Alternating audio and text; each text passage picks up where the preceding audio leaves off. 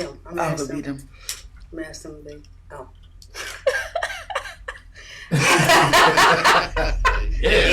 Yeah. Here we go. That's the beauty of live. You know what I'm saying? Like whatever happens, happens. So here we go.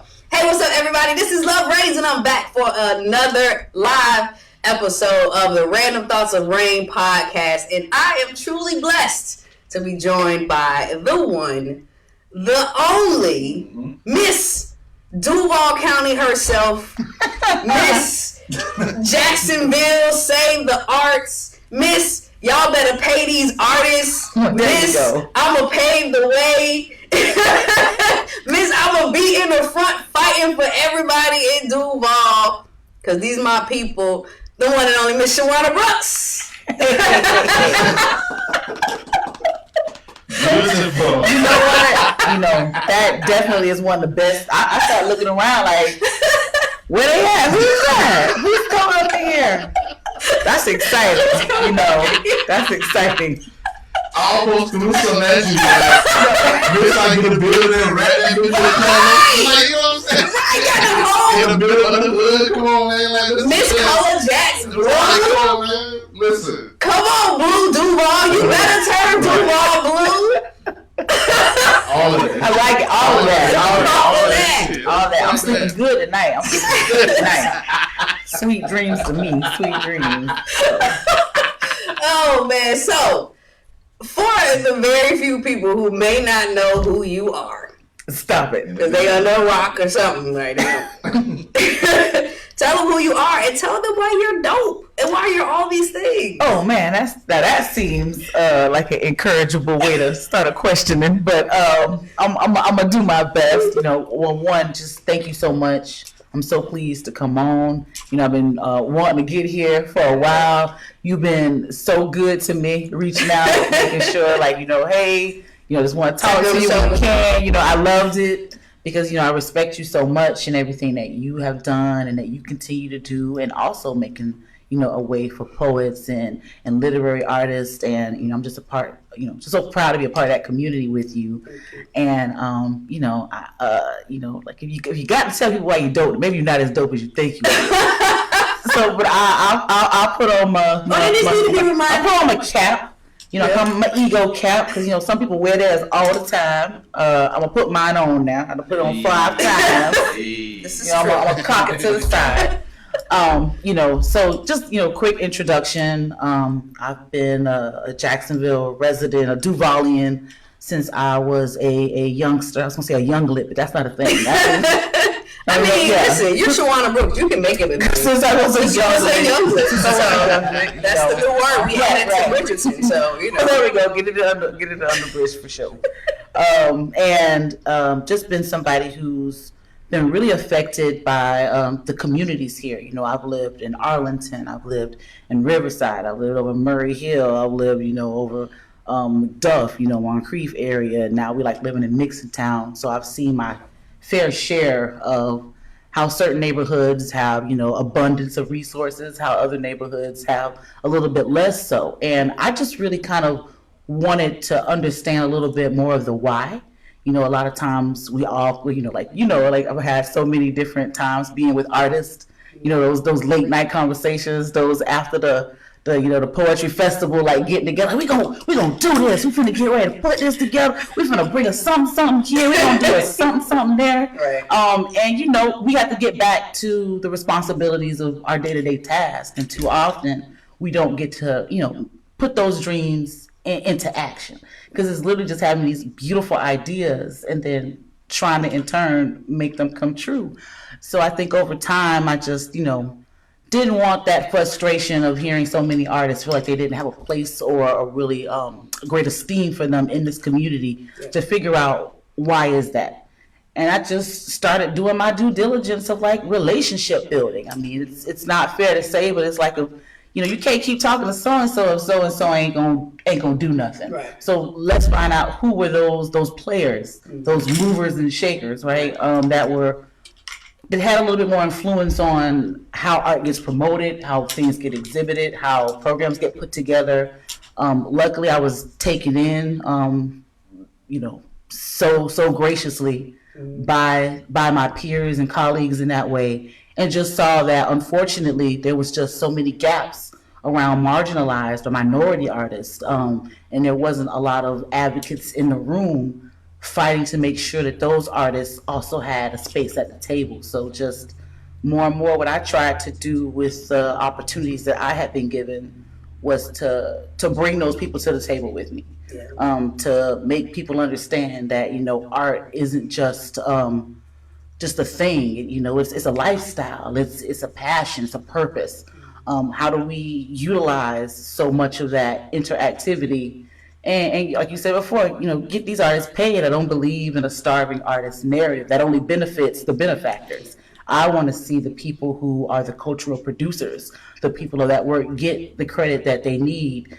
And also, I want us to do it with each other. I want us to be a collective and a stronghold. So, that's, I think, the kind of buzz of why I do what I do. And then what I do gets a little bit more cloudy and hazy. But I think it's all the process of my own artistry and what I do as a literary artist and a cultural producer. Yeah, for sure. And you definitely have been like such an advocate for the arts community, man. Like it's so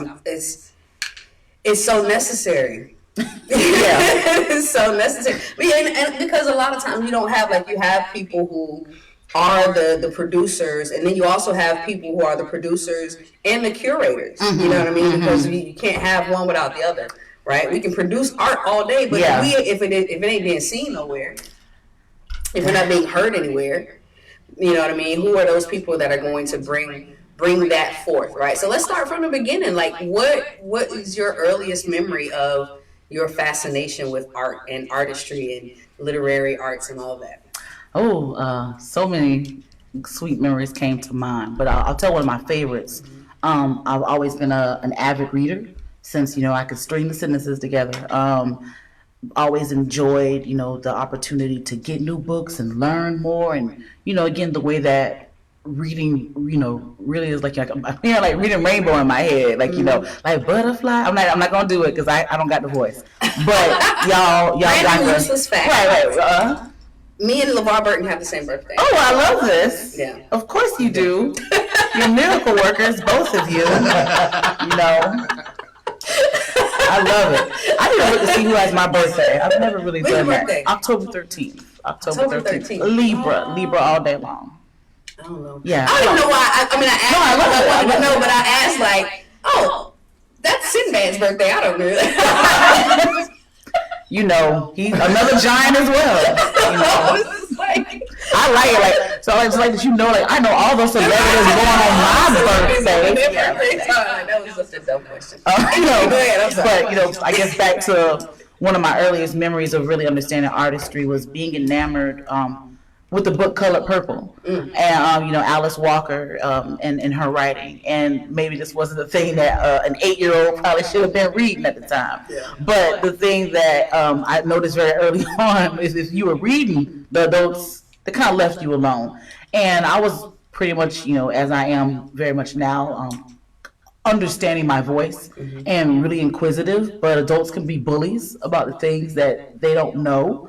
And instead of, really kind of pouring into that acquisitiveness, they, try to push it out. And so I would read the books to try to find the answers that I couldn't get. And I just remember, again, like just reading Color Purple and looking at the way the vernacular, and how that changes, and how you have this prose and this talking, and this woman is speaking, and she's doing it, through a diary of sorts, but really it's just her prayers and speaking out loud to the universe and trying to change her existence. And I just, again, 8 years old, really identified with that, and understanding that, no matter sometimes the situation that you're born in, you can't change, but you can change how those circumstances hit you and how you're affected by it. And so I think that was one of the earliest memories that I have, that I really was like, okay, like I want to write. I want to be able to push those feelings onto somebody else. I want somebody else to understand my story, and to be, inspired to tell it, like to get it out and see how popular it was. And then, so, and then of course I love always the the mixture of art. Like even in that book, you see and you hear about like, singing and, community and, being together and finding this place. They got to get that juke joint, together so that they got a place to go and, don't have to worry about folks coming and messing with them. And then when you learn more about like, well, why did they need these juke joints and like, why were they so far out and what was that time and, how people were just trying to claim their dignity. So I've seen so much of that, I think, within the different arts communities and looking at that variety.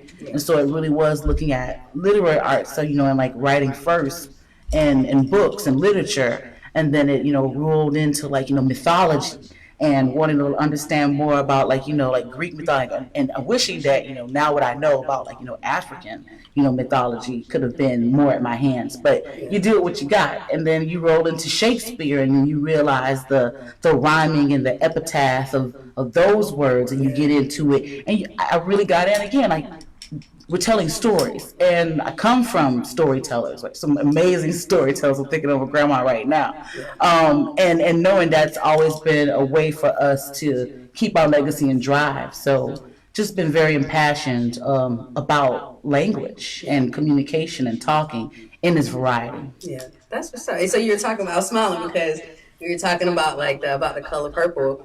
And saying that they needed the juke joints, they had to create it, right? And that goes back to the whole, the producers and the curators, and all the work that you do. Do you remember your very first time, like speaking and sharing your work in front of people? Yeah. What is so interesting is that my time of being a spoken word poet, not like my time is over, like my time, but back in my days, back in my days, but when I understood that there was a spoken word scene here, right, beyond what you saw in like movies and something that was visceral and real, was going to Nocturnal Escape. And then also, I was very privileged at the time to, really be beholden and in a friendship with Lady G, and I got to go see her perform and, get up on stage. And I remember a friend of mine, Erica, was like, oh, you got to meet this person. We're getting ready. We're going to go and listen to poetry here. And she was like, my friend Shawana also writes poetry. And I was like, girl, shut up. Because, I was just kind of like starting, you say it to your friends here and there. You get a little hand clap there. Yeah, it was, and I didn't know that there was these spaces that you could get up in front of people and read to them. And I remember reading the poem to her, and she was just like, you going to read that? Like you're going to get up on stage. And she was really like one of the first people, I think, to validate that, get up there, do it, see how it feels to you. Maybe you want to do it again. And I did, I kind of doing it and ripping a bit of the Band-Aid and being upfront, the way that you can manipulate the audience with you. I think, really remember the first time I saw a poet do something and me want to replicate that mood was, again, being at Nocturnal Escape and seeing Al Letson perform. I don't remember the poem that he did, but I remember the reception at the end, and it was kind of in a way one of his, like, I got your poems, and the crowd just erupted like, oh, I can't, oh, and it was, I always love that call and response. A little bit that's addictive, as the audience side of being a spoken word poet, because you become a little bit, it was always about writing your pain, getting your struggle out there, and then all of a sudden, right, you start remembering, oh, they clapped when I did the line like this, right, or they got excited when I flipped it like that. So it was fun to kind of see that variation. But I clearly remember getting up on stage and doing this poem that I had wrote called Surprise. And if you got some old poet heads out there, they'll remember Surprise. The surprise is I probably don't know how to perform it no more. But I remember doing that poem and getting that reaction of people just, like, it's almost like the dude at Dave Chappelle, like, oh, like just people just breaking up in the audience, and then me really being like, okay, I want to do this I want to do this for a I'm while. gonna do some more. Yeah. That's what, Nocturnal Escape, man. That was my I shout out to Emmanuel and Tiffany. Yeah, shouts out to Emmanuel and Tiffany. Without Emmanuel and Tiffany, there would be no Cypher. Right. There would be no artist. There would be right. So many of us came through Nocturnal Escape. So shouts out to they are definitely like when you think of the family tree of poetry of poets and stuff.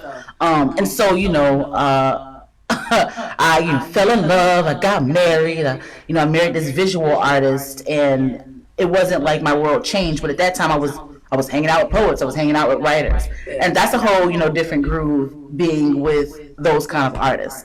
And I have always kind of dipped my toe into like different artist communities, and hung around that kind of particular group or circle of people. And then in marrying, and falling and dating a visual artist at the time, I started to meet all these other visual artists, and I just started to think of the ways that words and visual art really connect to one another. I won't get ahead of myself with too much saying, but that is what really started to spark, I think, my early interest in how does that go together, right? Like, there was a few times that, people have done things and, you got the spoken word person and, they're doing their poem. You got somebody in the back painting and doing all this stuff. Now, I never loved that, No Love Jones.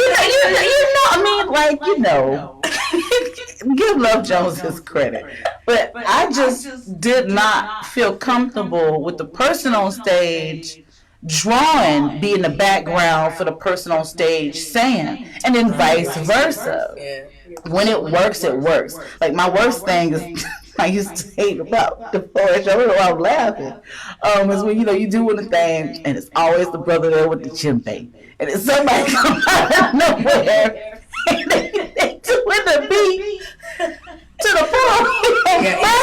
We got incense. I love it. Like, get him on and let him do his thing. But like, don't come out of nowhere with my poem and I gotta catch on to your beat to do it.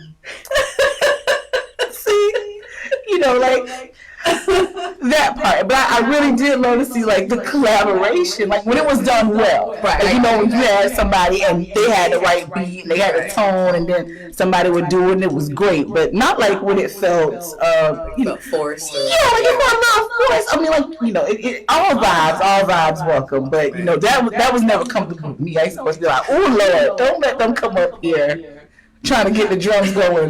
Well, I practiced this poem 25 times at home to get it right. Now I gotta, get old deep with somebody else. But even in those moments, you just never knew what was going to happen. I just love that scene. It was so raw, and I met so many amazing people. And then when we left, to move to Savannah, that was also another interesting poetry scene. But it still wasn't like what I experienced in Jacksonville.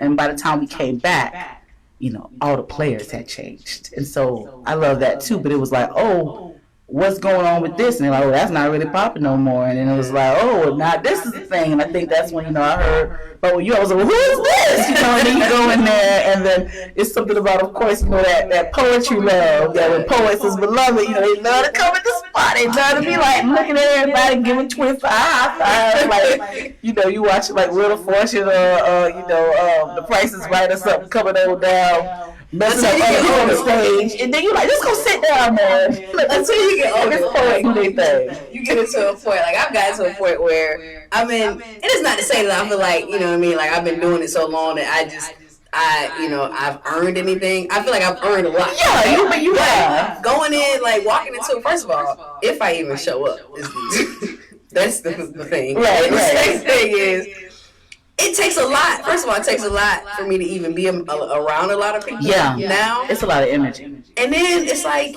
you got to speak to 100 people. I'm not doing that.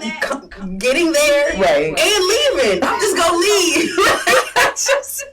I can't say hi everybody to everybody. Yeah. Don't you leave nobody out.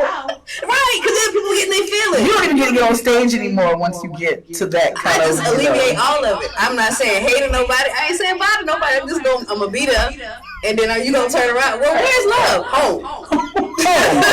She's already ready. She left out of here. Go. Come to the stage, Love Race. Where's she at? Go. Right. We didn't even get to see it. What happened?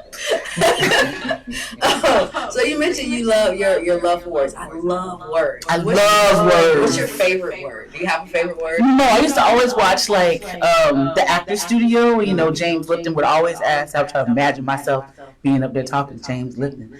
But no, because there's so many. Yeah. And when you think of the origins, when you think of English, right? Just English overall, but like definitely American English. When you look at slang, you look at that vernacular, you look at, colloquialism, you look at alliteration. Like, I love the way words fit together to say something that no one said before like that. It's like, how do you get to have all these songs and nobody's repeating the same lyrics? They're doing that a little bit now, but I'm just saying, like, before it used to be like, wow, like, how is Stevie Wonder coming up with these verses, right? How is Sonia Sanchez putting, sounds and screams and visualization and visceration of emotion into that? I don't have a favorite, because it really depends on what you're trying to communicate, that the words come together and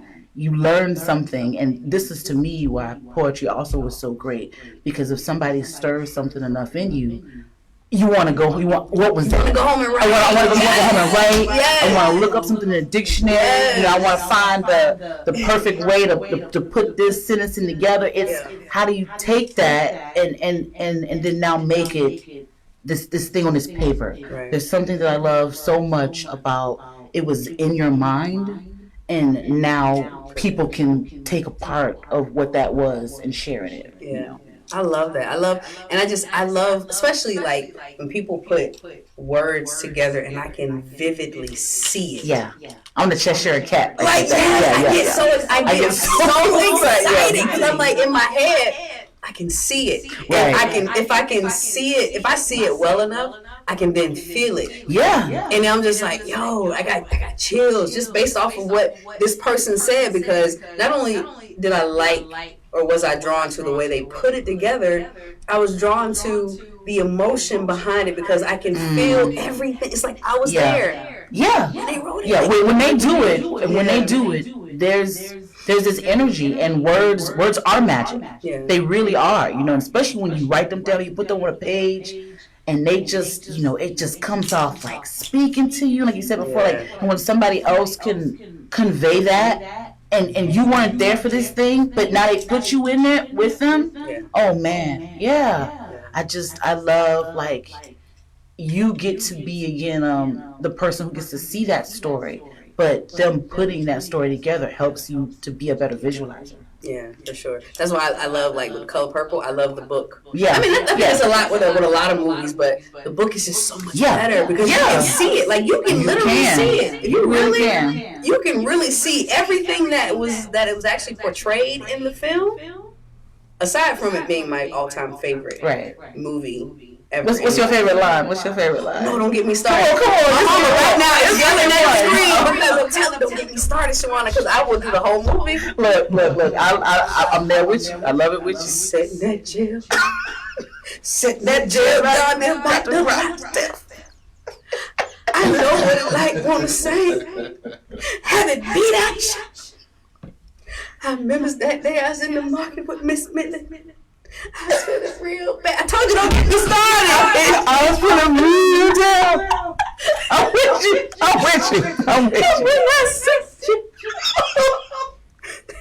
I know it was a God. I know it was a God. And I want to thank you, Miss Minnie, for everything you've done for me. Baby, Paul was a print.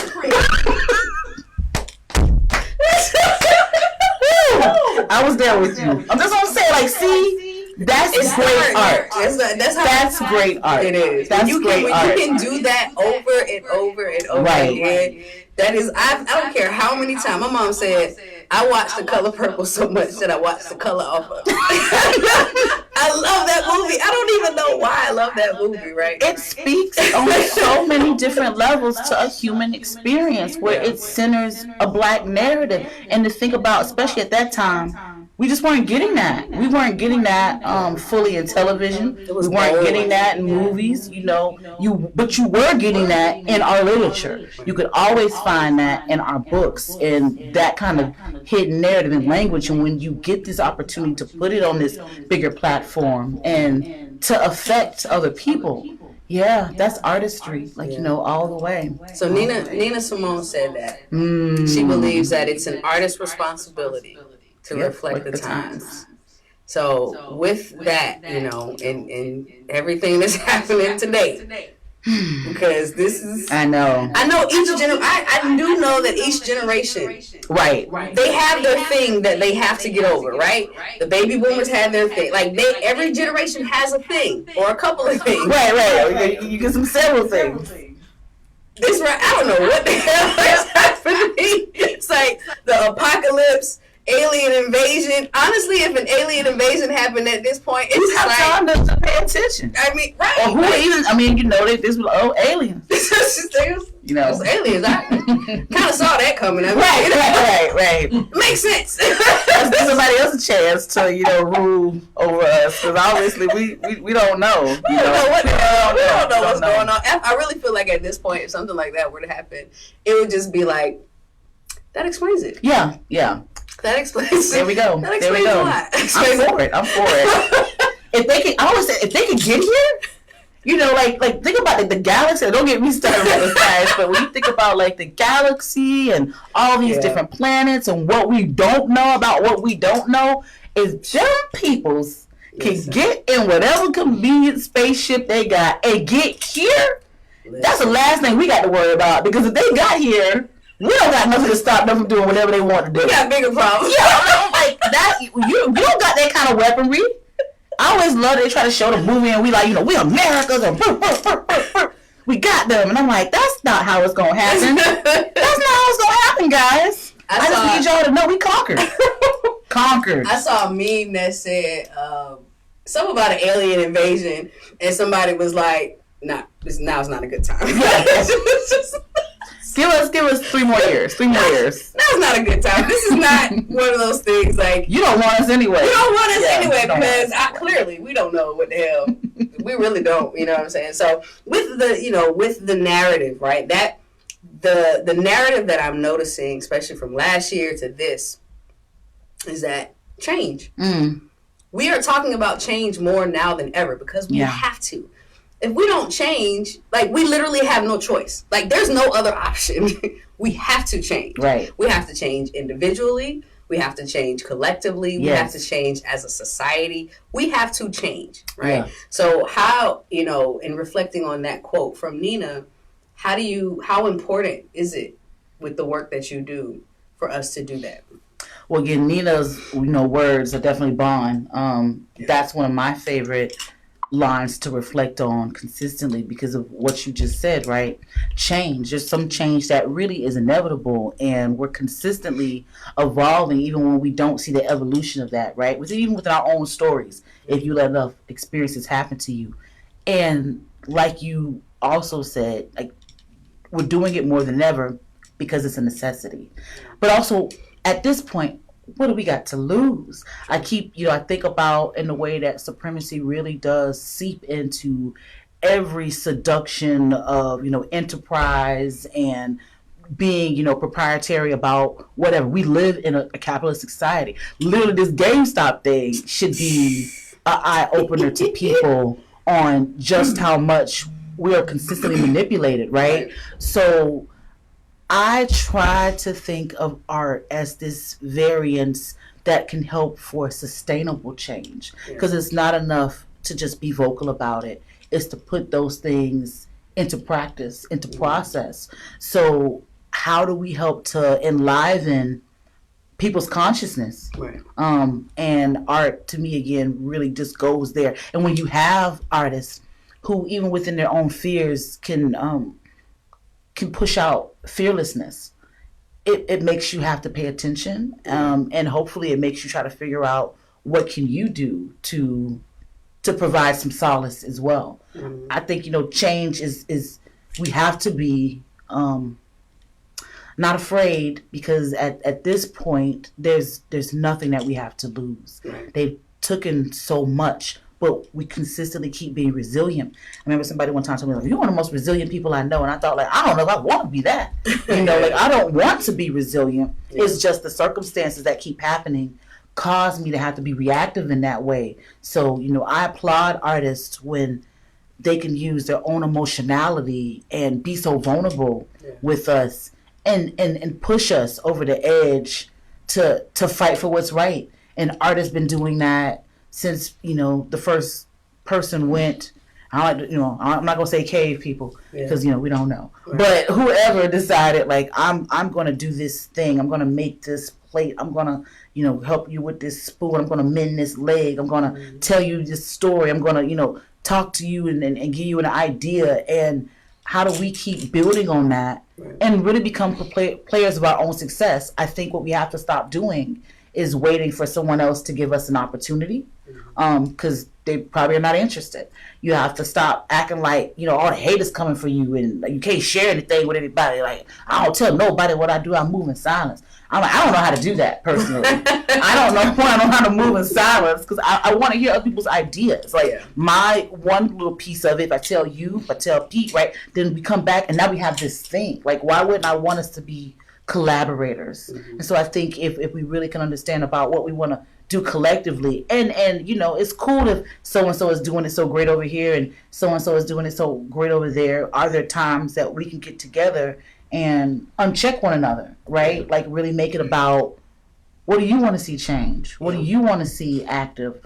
And let's do it. Yeah, and that's essentially what happened with the GameStop thing. Yeah, I mean, that's what all the time. Collaboration, and not only that, like, recognizing your power. Yeah. Your collective power. Your collective power, and look at what happened. Right now, it's like, oh crap. Let's put a stop to it. The people have too much power. Yeah. But one of the things that I love, that, like, especially with the Color Jacks Blue that you just completed, my God.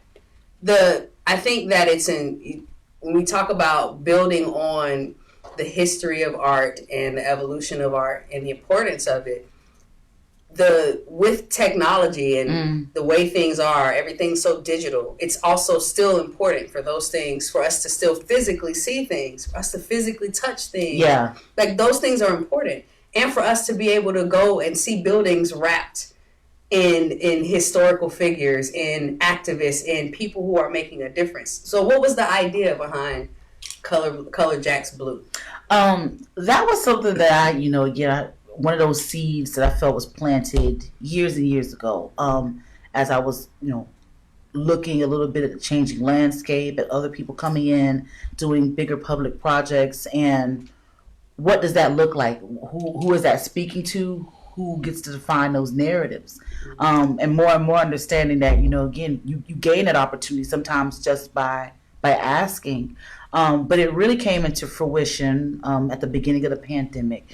My husband and I had decided that, again, like you just said before, we still wanted some connectivity. We wanted to understand what could we do safely, but how could we still make art a big part of how we were going to get through this time, because that's what art is always for us. It's a way to kind of, heal, but it's also a way to expel trauma.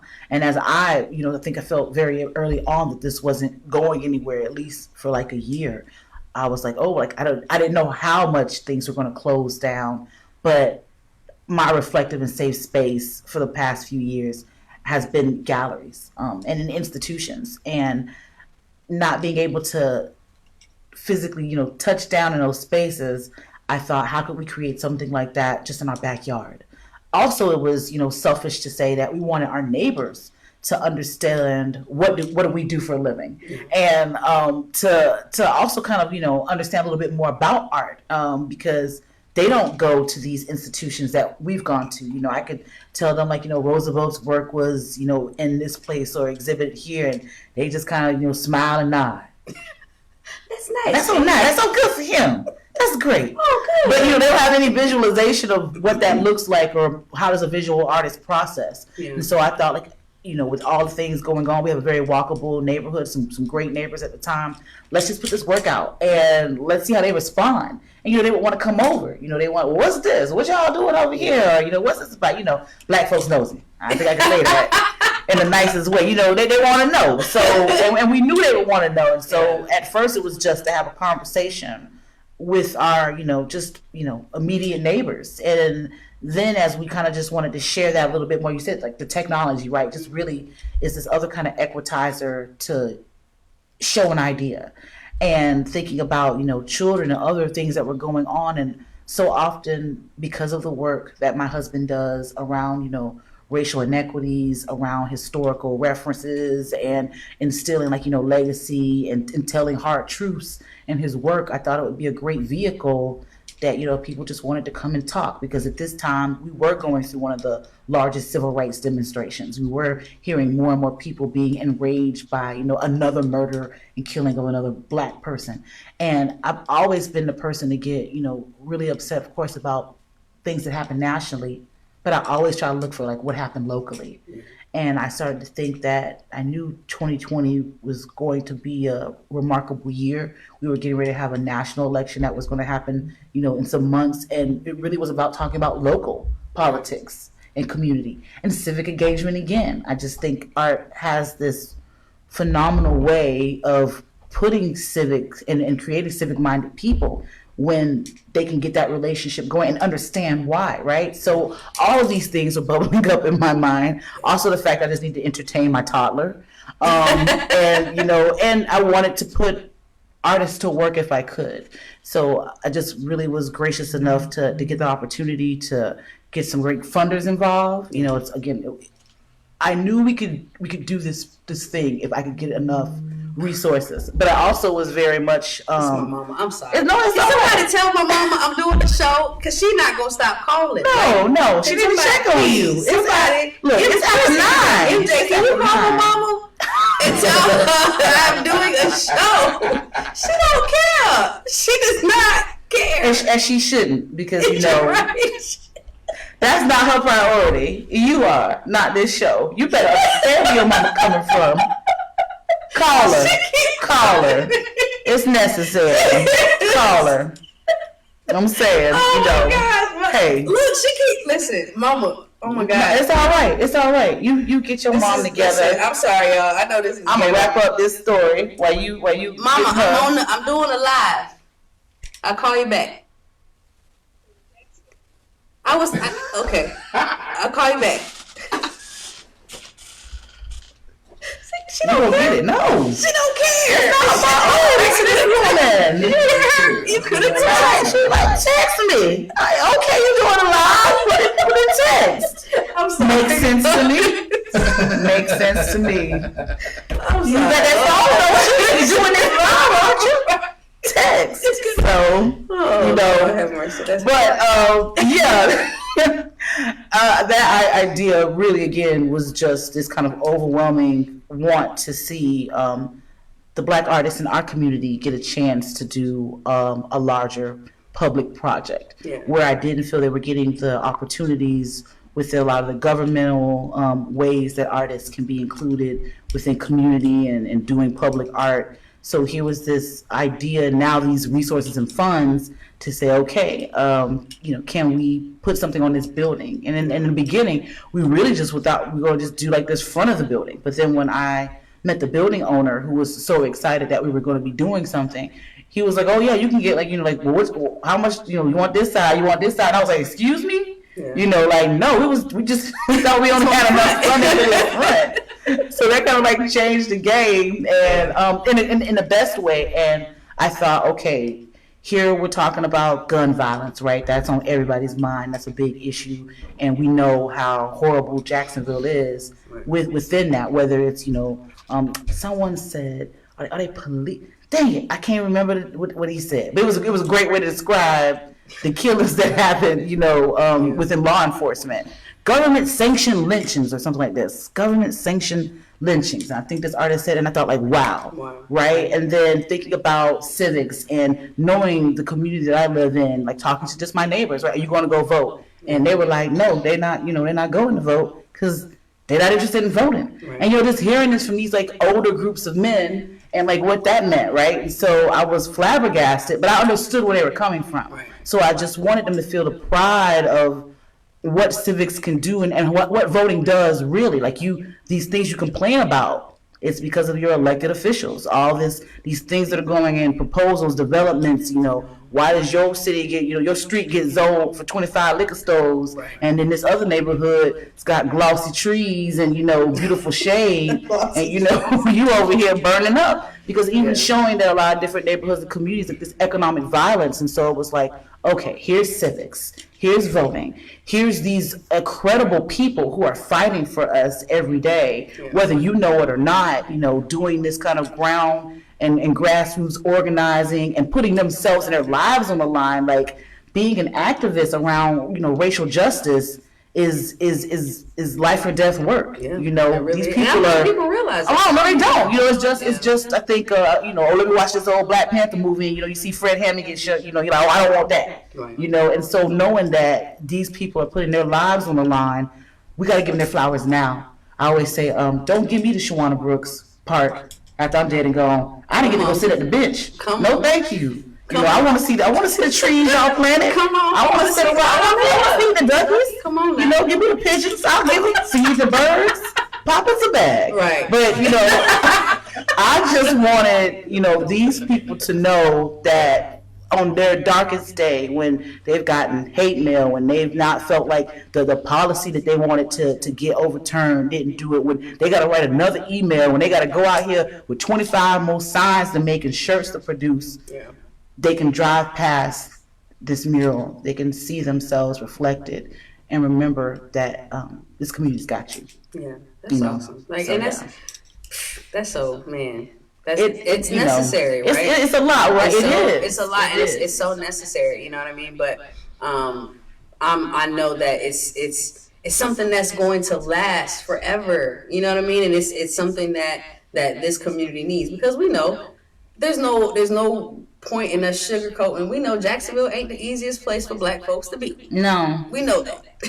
Springfield, I just saw a sign today on somebody's car in Springfield that said Black owners in Springfield get harassed by their neighbors. Oh, yeah. It's real, right? There's no point in us sugarcoating. It's on that Facebook page. This is what it is, right? So how, because I know you got pushback. What was it that said to you, like, no, I'm not gonna let you intimidate me, because this is something that I'm passionate about. This is something that needs to happen. What was that like to continue to push through? To push back, right? Yeah. I think that's kind of more of how I came into curating. That certainly wasn't an occupational role or title that I felt comfortable saying very early on in the beginning. Even, trying to think of these shows and trying to find venues and opportunities to put them together. It really became after a major exhibition that was happening at the time at the Cummer Museum. And seeing that my husband was invited, even at the time he kind of wasn't, but he was invited to go into this room to talk about what this was going to be, right? And this was a time that me and him were really like becoming what we call partners, right? These art partners, and it's like where he goes, I go. Like, I like that. I love I'm being an partner. Oh, I'm gonna say I know you have, because you are the partners all the time. I have lots of art. You're my partner. We have lots of partners. Yes, partners. We're partners. So there we go. You're on t-shirt. Artness.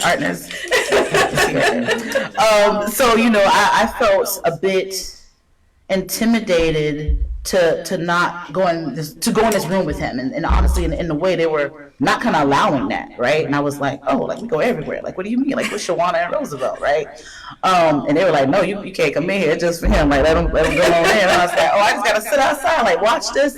And I remember getting like furious for a moment, like, like I should just go on in that room. And I was like, no, I don't want to mess up this opportunity, but I should just walk on in there and sit down there. No, he just needs to, be all right. It's just like this back and forth. And I was like, you know what? They just don't know you. You need to be known, and this won't happen to you again. And that became like a major pushback to be like, okay, as I go into these very white spaces, into these very white institutions, regardless of how diverse they want to be able to put on or invite all these other artists, it's always at a time that feels comfortable for them, right? It's like, give us all the black performances because February 1st is here, and then it's like March 1st, like, like hold your roll. Right. We'll see you, next year, February. We'll see you next February. Come back then. So I was like, well, what do we do with Black 365? Where do we go? Where can we talk? Where can this be? And I just didn't want to hear any more no's as to why you couldn't center Black identity first, why you couldn't center, Black artistry in this way, why that couldn't be a focus when pretty much every other exhibition that you see is white male-centered focus, just because that's the notion of what's okay. And I just did not want to hear any more about what couldn't happen. And I was like, if we can do this, if we can write this, if we can get somebody to accept this, we can put this on. And I think it just kind of rolled from there, just seeing that it's not that you won't get the no's. It's just that you don't hear them, right? That person says no, keep going until you get like a yes. That's what you do. You don't listen to the one no. You can hear 1,000 no's. It only takes one yes. It only takes one yes. And so, I always say go where you're celebrated then. Find the folks who want to celebrate what you're doing and stop looking to keep getting people on board who have no interest in what you're trying to produce. Right. That's what's up. So, I feel like we're gonna need a part 2. We for sure. But I know you got to get home to the baby. Shouts out to Roosevelt. Yeah, the third, the fourth. The third and the fourth. Yeah, the third and the fourth. Shouts out. So what's coming up? What can people look forward to from the Shawana Brooks? Oh man, still working on one of my current projects that really infuses the literary arts and visualization. And you had one of my colleagues and co-collaborators, Hope McMath, I know on your show before. So still working on my project around Black motherhood. That's magic, mirth, and mortality. It really talks about my experience with, being pregnant, and also still my unidealism and with motherhood, and also I think just sometimes the specialness of Black girl magic, but also the predatory sense of what it can be, and making space for us to talk about all the things that happen within motherhood and caregivingness. It's not just about the people who birth the children or take care of children. It's us looking at our motherhoods and thinking of mommy problems. When I talk about daddy issues, we got mommy issues too.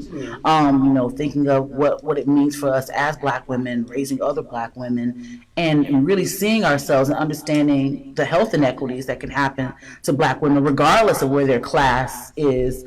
Racism, and anti-Blackness is consistently the issue. So constantly working on that project, trying to, right now, working with places for it to go, hopefully New Orleans, might be going to Atlanta, it's going to Wisconsin, and even next door in St. Johns County, it's going to St. Augustine. So excited to see that traveling around and working with other artists in different communities. And then, of course, our business, 6 Feet Away, is so excited. We're picking up clients. We're currently now working with the Jesse Ball DuPont Center to create some social justice programming, some art intersections, and hopefully even a new art installation kind of performance space. So again, thinking of how we can, turn this beautiful building that they've revamped and all these nonprofits that they have in it, and talking about these issues and how artists can play a part in getting that messaging out. So excited to do that work. And also just working on one of our bigger overall projects, which is, our role within tactical urbanism. How do we get into neighborhoods and communities and do like these kind of, artful projects that could be, I don't like to say pop-ups because to me that's a lot of work. Yeah. I can't pop it up just to pop it down. Right. But, some, temporary exhibitions, things that could live in parks and and also working with Jacksonville Cultural Development Corporation, and hopefully working soon with the Melanin Arts Market. Because I think, I keep telling the people I want to say it, but I'm like, I want to call it ma'am. Like, we got Ram, we can call it ma'am, right? And, why can't we celebrate, Black business and other, minority-owned businesses, and really producing something that happens, almost every other week or every week, and knowing that I can go and get my shea butter, I can go and get, my, glasses, I can go and get my earrings, I can go get me a sweet outfit, whatever I want, I should be able to, get that produce and all that, and knowing that places on the east side and all that need that kind of lived experience too. So there's a lot of different ways we're trying to interwork and work with more institutions and foundations who have the resources, because it's not for the lack of the work that can go around, it's the funding that we need in order to execute these ideas, and we need real reparative funding to do that work. So we're excited. Yeah, that's awesome. So how can people follow you, get in contact with you if they want to work with you and all that good stuff? Oh gosh, send me an email first, because I'm telling you, don't send no DMs, don't send no text, because it might not get right back to you. But you put it in the email, and I promise I'm gonna respond to you. You can always go on our website too, which is www.6feetawaygallery.com. That kind of puts a little bit of the buzz of what's going on. We got the Instagram, we got the Facebook, but I'm not gonna lie, I don't have a social media producer right now, so it's as updated as it is. and whenever I can, when I can put that post to it, I can put that post to it.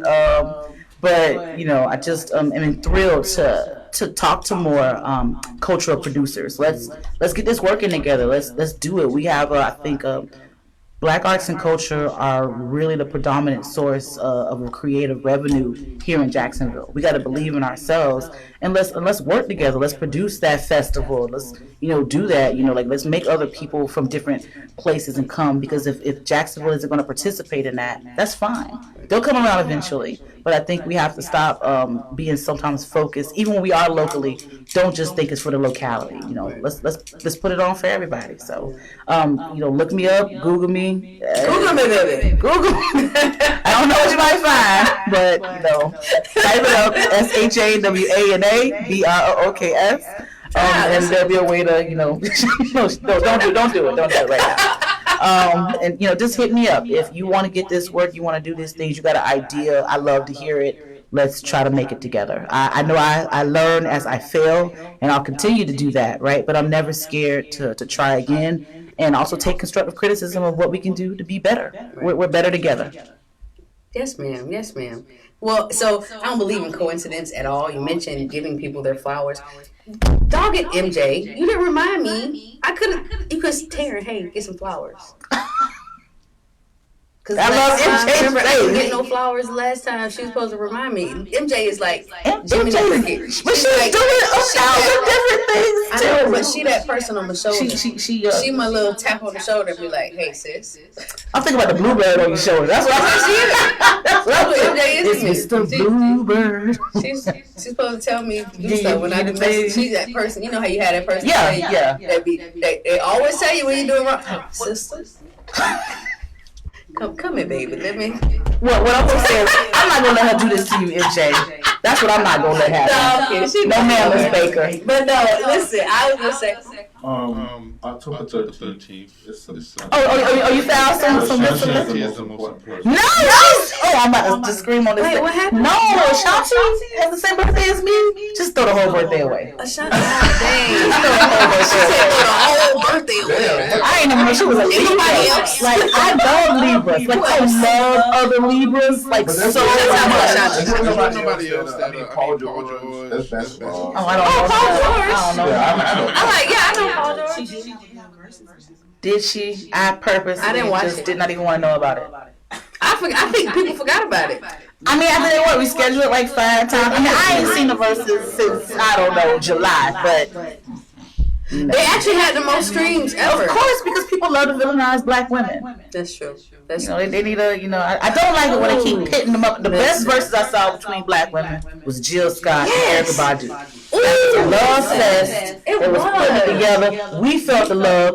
I don't want to feel uncomfortable watching y'all go back and forth and belittle each other slightly on the thing. That's why I don't watch, uncomfortable. They really did. That's why I don't watch, none of them Real Housewives. I don't need to see that. I can belittle black women. The housewife shit. It is. It's all for the viewers. It's for the advertising problem. Look, no shade to the folks who need the distraction. Get it in there. But if when you're ready, just come on out of it. Turn off that Ashanti.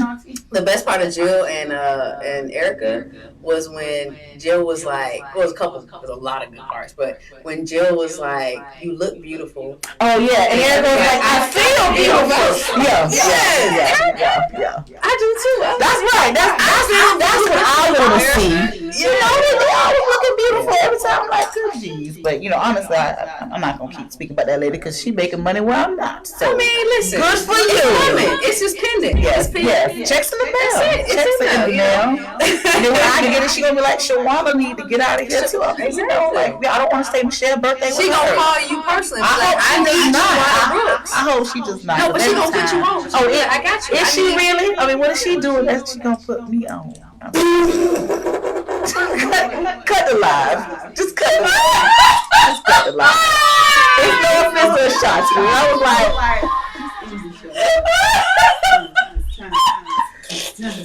I'm always surprised when she had no pending follower. I'll be like, really? I love it. Don't ask me. I don't know no current. One thing you can never doubt is a black woman's confidence, boy. She earned it though. That's about you. There's no shade. I celebrate everything that she's doing. It's different I just personally am not interested. It's just different lanes. I want her to do it. Name one Ashanti song. One that's hers? I know. All you see is this.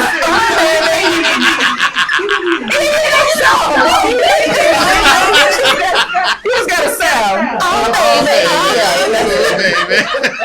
No, we don't listen. Shout out to Ashanti. I'm gonna give you that's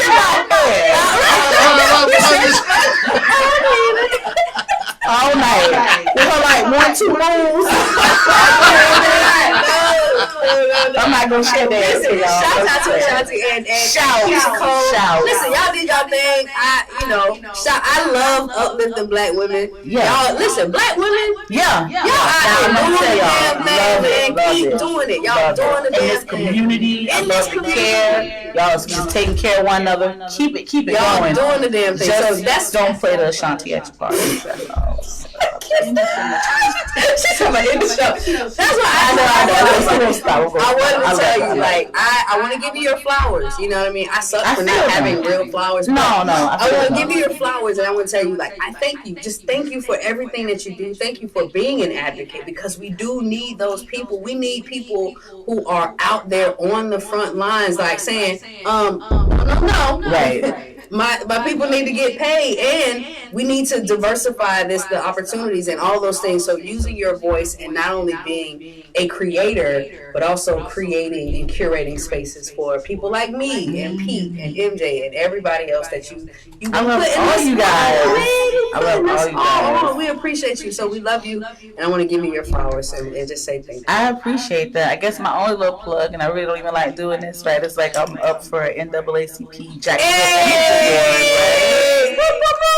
Something innovator or whatever. You get a chance, go to Channel 4's website and you can vote for me or some other awesome folks, or maybe not me. I might not be your favorite, and I'm fine with that. You better vote. I want y'all to vote. I want y'all to vote when every election comes up, whether it's a national, a local, a mid-election. Like, we gotta put our voices out there. Vote. Yes. Well, thank you so much. I appreciate you. This has been fun. Well, I'm glad. This has been fun. So I appreciate y'all. Thank y'all for tuning into the Random Thoughts of Rain podcast. Make sure you go and subscribe to the podcast Random Thoughts of Rain. Google it. Look up Love Rains. Make sure you download my latest single, Land of the Free, huh? You know what I mean? It's it's a bop. It's a bop. So shouts out to Devin Way and I Give for doing that with me. So I appreciate y'all, man. We appreciate y'all. Make sure you follow MPN and support all of the podcasters and podcast hosts on the MPN Network. Make sure you follow Miss MJ Baker and all that good stuff. She's looking for is it songwriters? No, vice versa. Y'all hit up MJ. She looking for somebody to help her. She looking for. That's not no. That's just. I was trying to help. It's the helping. I wasn't being helpful. Damn it. I love y'all. Peace. Good night. Girl.